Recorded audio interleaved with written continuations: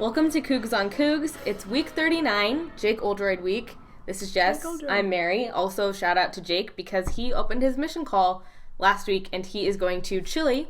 The same stomping grounds as our dear, beloved Miracle Mangum. That is true. And Moroni. I was going to say, I knew there was someone else. Mission, though. We're at 500. Yay! Feels good to be. We beat Michigan State. Never felt so good to be 3-3, right? Especially with the win against a Big Ten team like Michigan State, who was in the college football playoff last year. It's true, and sure, it is a down year for them. I don't care. But exactly. As always, we're going to start with our quote of the week. Again, it comes from Mike Empey's Twitter. He is just a quote machine. Yeah, we're going to make this the Mike Empey quote of the week. I know, like our sponsor. Can we get him to sponsor it or that something? Man likes himself a good quote. And we like it. Toughness is a talent. I would take true toughness over talent every day. When you have both, then you have a true champion. We like it, and our team sure did look tough against Michigan State, yes, so there you go. Thank you, Coach Empey. We have with us two guests, Russell Pham and Kati Pham. Welcome to the show. So they are both members of the Rock Board, actually, very important students at BYU, and more importantly, they met in the Rock. We did. So that's true. That's so great. Success story right there. So we'll put up their Twitter handles. Russell is at RussellNamFam and Kati is at KatiFord14. So they were at Michigan State. They made the, 1,600-mile trek Long ways. Yeah. to East Lansing. So we wanted to hear how that was since we didn't get to go. And I feel like, I don't know, and you guys can speak to this. I feel like a lot of people went to Arizona because it was the first game. It was pretty close. A lot of people went to West Virginia just because of the tourist value of D.C., but I feel like there was a drop-off at East Lansing. A lot of people are kicking themselves that they didn't go to Michigan. It's true. It's true. I think my parents live in Michigan, and I think half their ward decided not to go to this game because of their experience last year at the Michigan game. Yeah. Oh. So they were really regretting it. A little gun shy from our experience in Michigan last year. But this was different, luckily. Okay, so How was it? Weather, what was the stadium like, the atmosphere, all of that? It was amazing. Like, for anybody that has never gone out east for a football game, it is something you have never experienced before. From tailgating, it's not just like game day is the 4 hours of football. It's an entire week-long, almost like a season-long, maybe like a lifelong experience that you have. Like, it's in their blood. And so it was an amazing experience. The weather, very cold. Very cold. We weren't quite prepared for the weather. Really? We wanted to wear a royal, and then we got there and we were like scrambling. We're like, does anyone have jackets? Like, Yeah, because it's not just cold; it's like humid cold. Oh. So it's like 20 degrees, even worse. and it was than windy, but it was fun. Like, yeah, the fans were great. Mm-hmm. They like after the game, even after a loss like that and an awful season, they still invited us to come have dinner with them afterwards. They invited our whole family over there. In the line for concessions and bathrooms, like everybody's just talking with us, asking how football is going for us and wishing us good luck even as they're losing. It was pretty cool. Before the game, we did a tailgate with about probably 30 BYU fans, and all of the kids were just playing catch and everything with the Michigan State fans. So that was a lot of fun. No booze, no harassment. Like it was great. I'm wondering about the fan split. So I was at the West Virginia game, and I determined it was about 70-30 West Virginia, BYU. What would you guess? Not a ton. I would say maybe 10%. Yeah. if Really? anything. Yeah. So there was a huge drop-off. Yeah. Yeah. It was like there was a little sliver for BYU fans in the corner by the end zone, and then the rest there was a few Royal dots here and there. But after halftime, when Michigan State started leaving, by the end of the game, like 5 minutes left, it was about 50-50. Oh my gosh. You could see when the BYU That's fans pretty all bad. stayed because obviously Yikes. they traveled super far. But after that, yeah. What about the actual venue itself? I mean, what was your favorite thing about it? What was maybe your least favorite thing? What do you think? Overall for me, like just the tradition in there, it's just an amazing experience, from like the band being just like a main feature attraction to the fans, the tailgating, like everything was the whole package. It's big too. It's like triple layer almost. There's like the main, and then there's like the upper bowl, and then there's like an upper bowl. Nosebleeds. Yeah, nosebleeds. Where like if you fell off, you would die. Don't want to sit up there. And you guys said service was really good. There wasn't Wi-Fi, but there was really good service. You could call, text, data Check down Get Twitter. on Twitter. And then I wanted to ask you about because you guys are both on the Rock board, their student section comparatively to ours. It was really different. So they're extremely coordinated. Like, I think it's just their whole, like, long-term tradition. Like, they do a lot of really cool things. And it's like the student section leads the stadium. It's not just the students leading the students. They lead the stadium in cheers. And so that was really cool. It was really cool, and they were having a tough season, so they did bail a little bit early. Pretty empty. They do this cool cheer, though, where they, like, all the students point at the alumni and they're like, go green. And the alumni point back and they're like, go white. And it just goes back and forth. Ooh. They did that probably 10 or 15 times. And it was pretty cool. Loud every it was time. really cool. So we still have Russell and Katie here with us. Now, we talked about the venue. Now we're going to get into the nitty-gritty and talk a little bit about the game, which we won. Thank goodness. Final score was, 31-14, right? Yes. So let's start with what went wrong. And Katie, we're going to let you go first. Okay, so the first thing, or the thing I noticed, is that we started out kind of slow again. We didn't score in the first quarter. We only had 3 points by halftime. And so in the stadium, we were a little bit nervous. And the Michigan State fans were still pretty happy at that point. But luckily, we picked it up in the third and fourth. I think the point scoring it was 0 in the first quarter, 3 in the second, 7 in the third, and then 21 in the fourth. So if we could Spread it out a little bit more. speed that up a little bit. Yeah. And yeah, my thing for what went wrong too is in that first half when we're finally getting momentum and we drive all the way down the field, get to the 3-yard line, and we can't get over that line, and we end up turning it over on 4th down, and that was the run with Algie Brown when it was 4th and 1, and he only needed a couple inches and didn't get anything. I think that's why a lot of people kind of started to panic, because I think we were kind of worried that was going to be a reflection of we weren't going to be able to convert, we weren't going to be able to move the ball in the red zone and do what we needed to do. So I think people did start to panic because of that, but it ended up luckily being okay. It was the first time all season we didn't score in the red zone. Yeah, that's right. You're right. We were perfect there before. Russell, what do you have? I think one of the big ones is that we had opportunities, like kind of what you were saying. We had opportunities to score, especially kicking field goals, but we kind of wanted to take those risks. And I wouldn't say that they were awful play calls or maybe a little bit bad execution, but overall, just things didn't go our way, and we ended up with only 3 points in the first half. So that was really scary. Yeah, I think you're right. We kind of tend to not settle for field goals, which kind of pays off sometimes. But this coaching staff does kind of have a high-risk, high-reward mentality, which is why we find ourselves going for 2 so frequently and going for it on 4th down so frequently. But sometimes it's just nice to say, okay, we're close enough. Let's just kick a field goal. Exactly, and especially watching BYU this year, like, you know that field goals matter. Like, Yes. That's everything. So if we can sneak one in there when we have a little time in the first quarter, it could pay off in the last second. But my thing that went wrong, I feel like I'm picking on the receivers every week in the coaching from the couch segment, but we had 9 incompletions and 6 of them were drops. So I'm not going to harp on it. I'm just going to say, if you're a Division I receiver and the ball hits you in the hands, catch the ball. Let's move on to what went right. Katie, let's start with you again. I think we mean Coach Pham. We're terrible at Oh, remembering that. shoot. Coach Pham. But there's 2 I of like them. that. Coach That's Katie. Coach Coach I like Katie. that too. So what I had for going right is just the really balanced passing and running game. Like Jamal and Squally, and even Taysom running too. Yes. What especially stood out for me is how much Squally has stepped up in the last 2 games. Because Jamal's a senior, Taysom's a senior, and Squally's kind of like the underclassman who's really going to have to step it up in the next few years, and so we're excited to see him starting to develop and starting to have success. And who better to learn from? But I think that a lot of the coaches have talked about having a reliable second option at running back because A, Jamal can't do it all, and B, we do need something to build on. So Squally has really stepped into that role nicely. And Jamal gets so excited for Squally. He does. He was saying after the game, too, that, he was like, Squally's on fire. Like, leave him in. Yeah. Let him keep going. And after those long runs, you need a little bit of a breather. It's true. I'm sure he appreciates Poor it. Jamal. He does a lot of work for 30 us. carries, that was a lot. Seriously.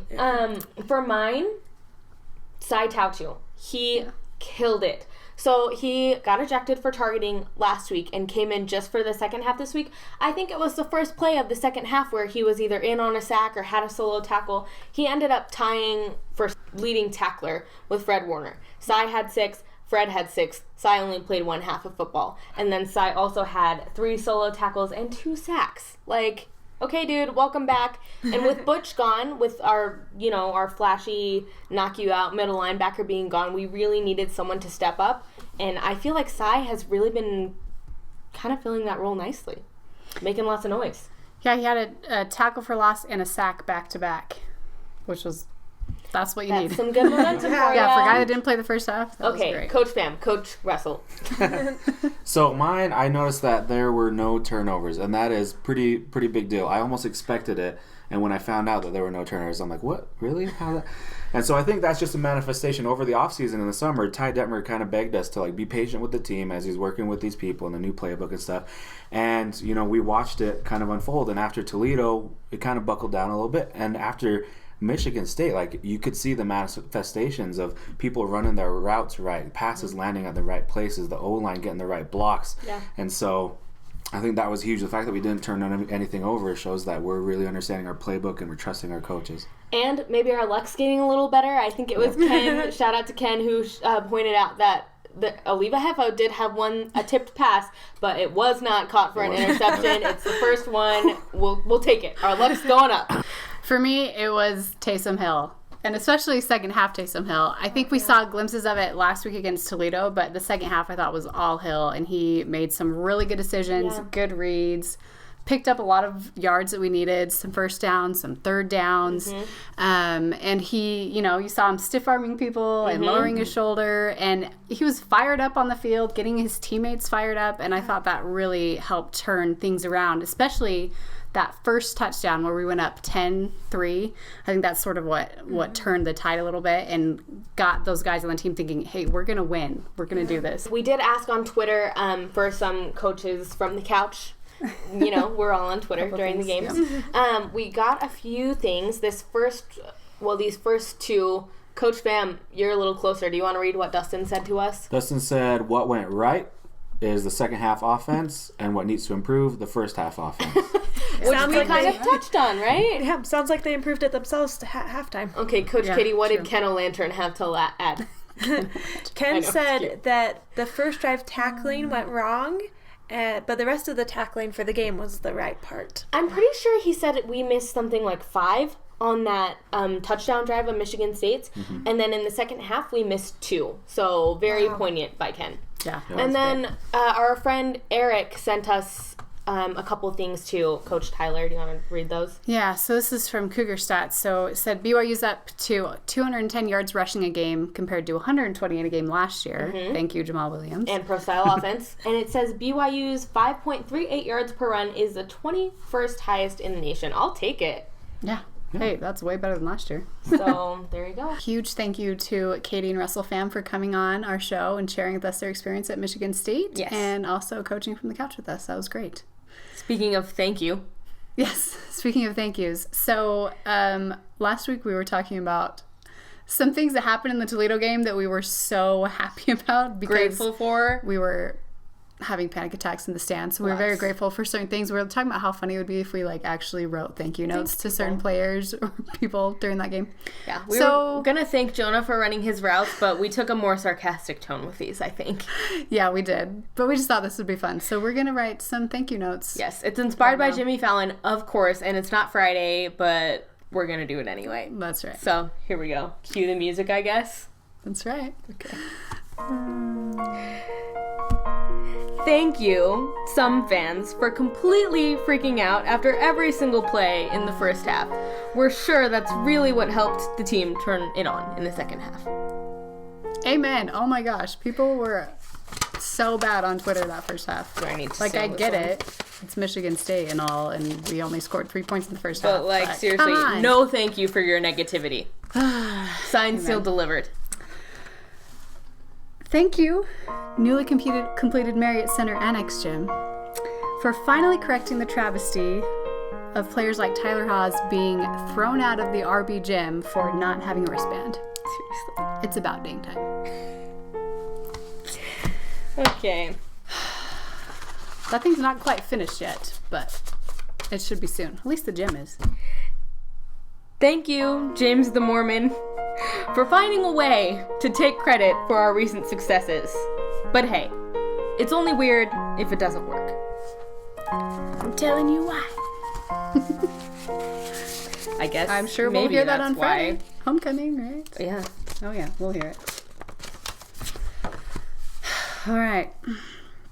Thank you, Squally Canada's Grill and Tattoos, for bringing something different to our football team. Something different, indeed. You know we love it, Squally. We do. We love it. All right. Thank you to the people who called our game Saturday on ESPN for trying to erase our backup quarterback from history. Taysom most certainly did not play the whole fourth quarter against Nebraska. His name is Tanner Mangum. And while we're at it, our coach's last name is Sitaki, not Shiitake. The struggle is real. Not the mushrooms? Not the mushrooms. Not the mushrooms. Oh, that was pretty good. You have one job. So there's a try at that. If you have suggestions ever, please send them along. Yeah, sarcastic, silly, funny, We're for whatever. it. It's time for Talk of the Town. We have some really fun stuff that happened for the past week. We start with something adorable, and it's from Elijah Bryant, who is Elijah Bryant 3 on Instagram. And if you're not following him on like every social media platform, you're doing it wrong, because he's active, he's funny, he's great. But anyway, this one's from his Instagram, and it's a picture of him and his dad, and he said, "Pops OG, but look at that face." He still has that same look. You can tell it's Eliza just because of the face that he's making. I bet he loves that picture. I love that picture. That's great. Speaking of young bucks. Yeah, so Abigail Mangum was here this weekend with her mom on her official visit to BYU with the women's basketball team, I believe. She's a star over at Eagle High School. Surprisingly to no one. No. I think she's like a 3-sport star over there. Yeah, you can never have too many Mangums, though, right? Definitely not. No, we will take all the Mangums there are, please. Yes. Thank you. Yes. I think she's the last one, though, unfortunately, until someone reproduces. Well, Parker already has a son. Ollie, I hope he has a scholarship letter. Our very own King Collinsworth of the Dallas Mavericks has started a blog, and we wanted to give it a shout out. We were tweeted by Tyler Syndergaard, shared with us. My cousin. Yes. Hi, Tyler. Hello. Thanks. He said, in case we were wondering what Bronson Kafusi eats in a day. And yeah, of course, I'm wondering that. So that's one of the first things on, what's his new blog called? AthletesGuide5.com. AthletesGuide5.com. So check that out. We won't spoil it too much, but it involves, a lot of salmon and sweet potatoes and kale and dandelion and whatever else Kyle eats. Good stuff that Kyle loves, I'm sure. This is good. So Jack Mooney tweeted out, "Big win for Taysom Hill and the Cougs, with Taysom wearing the Boney Fuller sweatshirt." Which, if you follow me on Twitter, I tweeted out at the Toledo game. Yeah. I put that on in the second half, hoping that it would help us get the win, and it helped. So now we've got Taysom wearing it. I know, so I'm just saying, there's something about it. Boney, help me out. Come on, Boney. It's my public plea. Speaking of Taysom, apparently Ty Detmer, our offensive coordinator, you might have heard of him, told Taysom that if we beat Michigan State, that he would do the Macarena. And we did. Right. We won. So, we saw a lot of videos from the locker room of Jack DeMooney dancing and Kalani dancing and Jamal dancing, but we didn't know where Ty was. Ty was nowhere to be seen. So Max Hall called him out on it on Twitter and said, "Coach Detmer, where were you?" And Ty said that he was in the back waiting for the Macarena. And we saw that first, and we were like, that's a joke. That's hilarious. We'd love to see Ty do the Macarena. He's funny. He's a jokester. He has jokes. No, he was being serious. So there is video of him doing the Macarena, and it is glorious. Yeah, so if you listen to the Coordinator's Corner yesterday, Ty said that during a timeout, they were playing the Macarena at the stadium, and Taysom came up to him and was like, "Hey, Ty, where's your Macarena? Like, let's see you do it." And he was like, "If we win, I'll do it." Okay, I didn't know they said that mid-game. That makes it even better. Well, I'm glad that Taysom was relaxed enough to be wanting to see Ty do the Macarena. I know. Well, and it worked. We'll embed the video of that, and it's in Jake's Power Rankings, and it's on Vanquish. It's everywhere because it's fantastic. Joel Klatt tweeted out his Heisman top 8, and you've got, your Lamar Jackson on there. Jabril Peppers. Yep, Cook, Deshaun Watson. And you have Jamal Williams on there. No big deal. With the parentheses about who he is. This was just a really classy move by BYU. SportsCenter picked up on it. A lot of the national sports outlets picked up on it. But BYU laid roses on the 3-yard line and on the 6-yard line in honor of the two young men, Mylan Hicks and Mike Sadler, that Michigan State lost. They died. So it was really nice to see that. And when the captains went and shook hands, our captains gave the roses to their captains. It was just very touching. I definitely cried. So sometimes it's nice to remember that it's bigger than football, you know? Definitely. What's coming up next? Yes. Homecoming on Friday night. Yoo-hoo! So I'm excited. I love when the Y is lit Oh my gosh. all week. It's my favorite. Yes. The day that they coordinate that enough so that it's lit for every home football game, I will be very happy. But for now, homecoming week. We'll take it. That's right. So we have Mississippi State on Friday, SAC team at home. They're having some struggles. Yeah, so they're a 2-3 team. Their wins are over UMass and South Carolina. So they're coming off of a pretty rough loss to Auburn, though. I watched a little bit of the Auburn game. They did not look good. They looked dejected. They looked defeated. They looked like they weren't giving 100% effort. It made me feel pretty confident, but judging from some of their other scores and stats, it looks like they can be dangerous when they want to be. And I think Kalani made the point that the fact that they faced some adversity makes them dangerous. Just the fact that they're an SEC team, I think, makes them dangerous. It's true. But I did kind of notice they have a little pattern going on that makes me a little scared in my superstition. They have loss, win, and they're coming off of a loss. So we're hoping to break that pattern. ESPN has us right now with a 71% chance to win, and we're currently a 7-point favorite. It's kind of nice. It's a position we haven't really found ourselves in yet this season. It's late kickoff again, 8:15 p.m. on ESPN, so that's great. Gotta love that. Wear Royal. Yes. Of course. It's our first Royal game. I'm excited. So, and another thing to note, Jamal only needs 65 yards rushing, which is usually pretty easy for him. Knock on wood. Wendy, I'll knock on wood for you. But how cool would it be if for homecoming, when we're all there in our Royal, get to see him break the all-time rushing record? Hopefully it'll be like it is in the basketball games when Kyle Collinsworth is about to get a triple-double. Like, everybody knows. Everybody will know. I guarantee it. We'll know from Twitter or whatever else we know. So, I don't know. I hope we do something special for him. And I hope he gets it. So, good luck to Jamal. This week we're sponsored by the number 8, as in Steve Young, whose book comes out today. So, go pick it up. It's really good. If you missed his hour-long special on the NFL Network, that was also very good. And our second sponsor is Zuby's Tavern, which is apparently in East Lansing. So that's a weird coincidence. Oh, man. May you always stay loyal to the white and blue. For Jess, I'm Mary. We'll see you next week. Go Cougs.